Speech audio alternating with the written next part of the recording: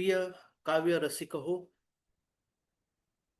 कवी अंकुरी थम या नावाने मी आपणास अभिवादन करतो आणि एक सुंदरशी कविता आपल्यापुढे सादर करतो. कवितेच्या सुरुवातीला त्या कवितेमागची पार्श्वभूमी आपल्यापुढे मी विदित करतो. आमचे मित्र श्री बाळासाहेब कुरे हे मध्यंतरी 3.5 महिने किंबहुना त्यापेक्षा जास्त काळ पायी नर्मदा वारी करत होते. रविवार दिनांक 15 फेब्रुवारी 2026 महाशिवरात्रीच्या दिवशी आमचे मित्र श्री बाळासाहेब कुरे हे नर्मदा परिक्रमा करत होते.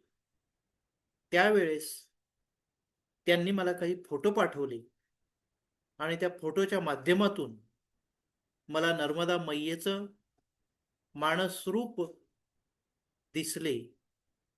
मानसरूपाचं दृश्य दर्शन झालं आणि त्याने मला प्रेरणा मिळाली की हे मानसरूप आपण काव्य रूपामध्ये शब्दबद्ध केले पाहिजे. अर्थात ह्या कवितेच्या प्रेरणेला नर्मदा मैया प्रेरणादायी आहे हे निश्चितच. नर्मदा मैयाचे या कवितेला आशीर्वाद आहे हे मी नम्रपणे मान्य करतो. त्याचबरोबर आमचे मित्र श्री बाळासाहेब कुरे यांनी मला फोटो पाठवून जी प्रेरणा दिली त्याबद्दल मी श्री बाळासाहेब कुरे यांचे मनापासून आभार मानतो आणि या कवितेची सुरुवात करतो. नर्मदा मैयेवरची कविता. पश्चिम वाहिनी नर्मदा मैया गावी किती थोरवी, अमरकंटकला उगम तुझा, हजारो मळे तू फुलवी.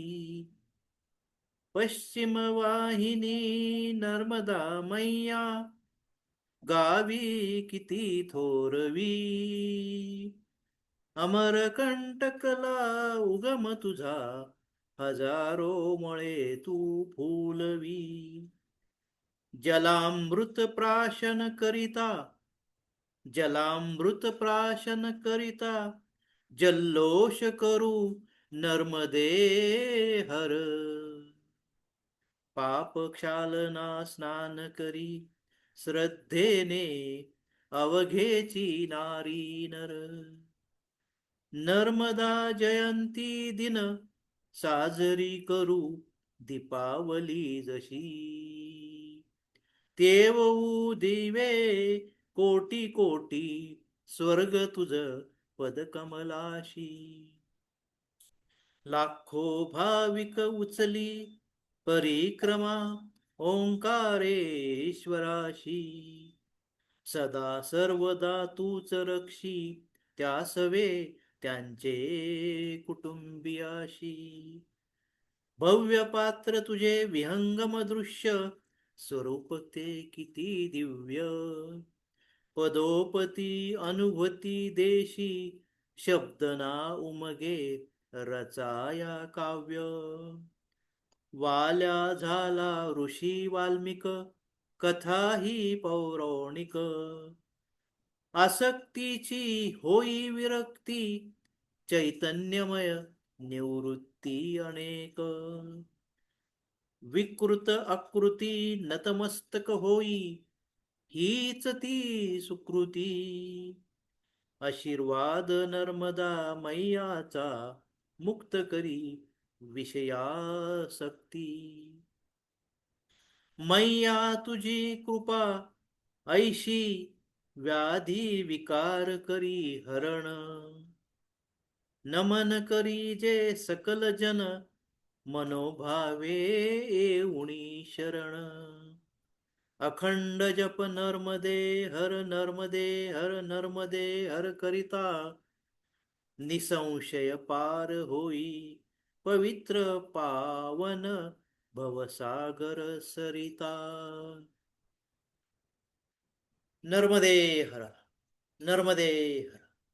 पुन्हा एकदा मी नर्मदा मैयाचे आशीर्वाद आहेत त्याबद्दल नर्मदा मैयाला प्रणाम करतो, वंदन करतो आणि आमचे मित्र श्री बाळासाहेब कुरे यांचे मनापासून आभार मानतो, त्यांना धन्यवाद देतो, कारण ते या कवितेचे प्रेरणास्थान आहे. धन्यवाद रसिको, धन्यवाद.